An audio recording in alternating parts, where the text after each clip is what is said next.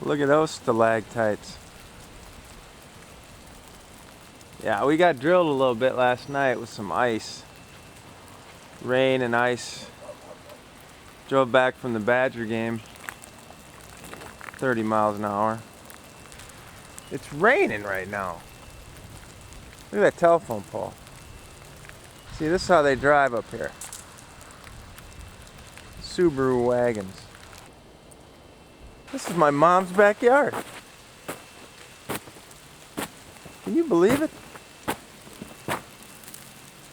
And this is good. Like we had an ice storm and this tree branch fell off. This is what I really love about my mom. She decorated it with Christmas ornaments and just left it in the yard.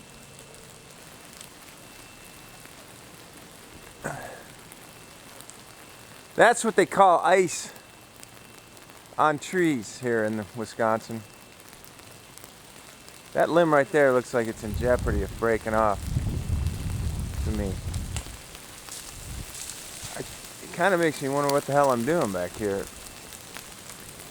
This area right here used to be my hockey rink when I was a kid. We used to flood the backyard and play hockey. That's where the burglars broke in.